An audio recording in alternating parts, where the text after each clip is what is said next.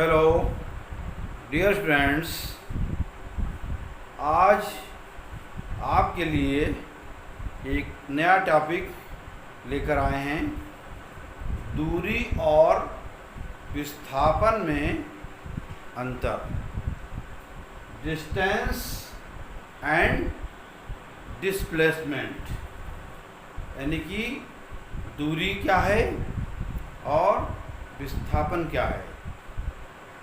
आमतौर से हम लोग इस्तेमाल करते हैं किसी इस वस्तु ने इतनी दूरी तय की, इतना विस्थापन तय किया, तो हम समझते हैं दोनों एक ही चीज़ें हैं, परंतु ऐसा नहीं है।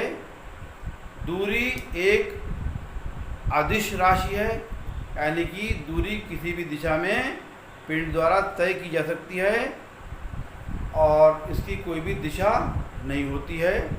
इसमें परिमाण होता है मगर दिशा नहीं होती है। इसी तरह से विस्थापन जो डिस्प्लेसमेंट है, उसमें दिशा और परिमाण दोनों होते हैं, यानी कि वो एक पर्टिकुलर दिशा में ही जब गतिमान वस्तु होगी तो कहलाएगा ये विस्थापन।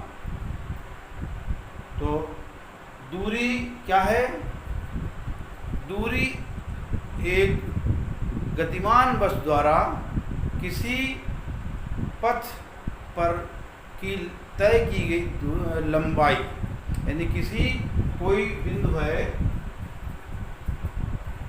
ये बिंदु यहाँ से इसने ए और से बी तक जो लंबाई तय की, ये कहलाएगी दूरी। मगर ये किसी भी दिशा में हो सकती है। The term distance actually is the distance travelled by a moving body. किसी गतिमान वस्तु जब कोई भी पथ की कोई लंबाई तय करती है तो वो कहलाती है कि इस वस्तु ने इतनी दूरी तय की। It is defined as follows: the actual length of the path traveled by a moving body, irrespective of the direction, is called the distance traveled by the body. Distance is denoted by capital S or small s. Here A is traveled A to B 1 kilometer and B to C 1 kilometer and C to D 1.5 kilometer, path by which a person travels. Here the distance equal to total distance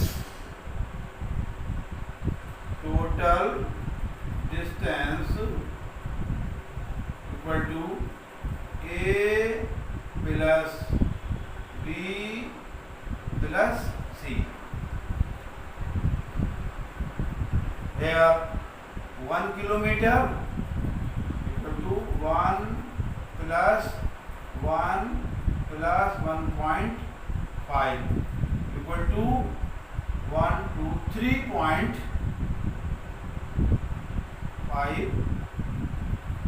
kilometer.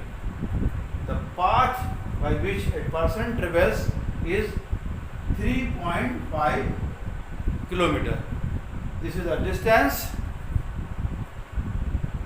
Distance is a scalar quantity and unit is meter. On the other hand, displacement of a moving body in a certain interval of time is defined as follows: the change in the position of a moving body in a particular direction. In a particular direction. Here direction is important. is called its displacement. Displacement is denoted by d or x. The other definition of displacement, the shortest distance between the initial and the final position of a moving body is called its displacement. Final position here, A traveled x1 and here x2. The final position x2 t time and t2 time, and primary position is x1 t1 time. So the displacement is x2 minus x1 is the difference. According to definition, displacement equal to x2 minus x1. Here x2 is greater, x2 is greater than x1, so the displacement is positive, and x1 is greater than x2, displacement will be negative. दूरी और विस्थापन. दूरी क्या अभी मैंने बताया कि दूरी एक अदिश राशि है, इसको किसी भी दिशा में तय किया जा सकता है और इसकी कोई भी दिशा नहीं होती है. इस तरह से एक पिंड यहाँ से चला, दूरी इसने ए से बी चला 1 किलोमीटर और बी से सी चला किसी भी डायरेक्शन में 1 किलोमीटर और फिर सी से डी चला 1.5 किलोमीटर. तो ये पर्सन या बॉडी यहाँ से जो मूवमेंट कर रहा है, तो इन सबका जो टोटल है, इसकी कुल दूरी क्या कहलाएगी? 1 kilometre plus 1 kilometre plus 1.5 kilometre, तीनों को जोड़ देंगे तो टोटल डिस्टेंस आ जाएगी कि उस मनुष्य द्वारा तय की गई दूरी. मगर विस्थापन में ऐसा नहीं होता है. विस्थापन क्या है?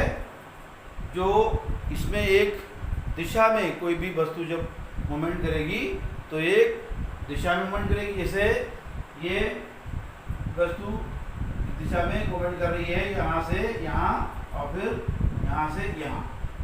तो पहले समय में इसने दूरी तय की x1 किलोमीटर और दूसरे समय दूरी तय की इसने x2 किलोमीटर और मीटर.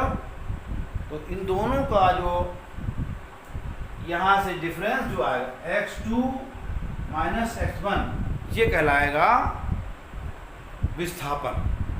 तो विस्थापन जो है अंतिम स्थिति और प्रारंभिक स्थिति के अंतर को विस्थापन कहते हैं और इसकी एक दिशा होती है. एग्जाम्पल के लिए, अगर कोई मनुष्य अपने घर से ऑफिस जाता है तो उस ऑफिस की अगर दूरी 2 किलोमीटर है और फिर उसी रास्ते से वो वापस आता है तो उसने दूरी कितनी तय की? तो उसने 2 + 2 यानी 4 किलोमीटर उसने दूरी जो तय की वो 4 किलोमीटर तय की. मगर विस्थापन कितना तय किया? विस्थापन उसका 0 हो गया, यानी जितनी दूरी उसने वो गया उतनी आ गया. तो उसमें x2 माइनस x1 उसका विस्थापन शून्य हो गया। तो यहाँ पर मनुष्य द्वारा इसे दूरी 2 किलोमीटर है, तो 2 + 2 यानी कि 4 किलोमीटर, ये कहलाएगी दूरी। और विस्थापन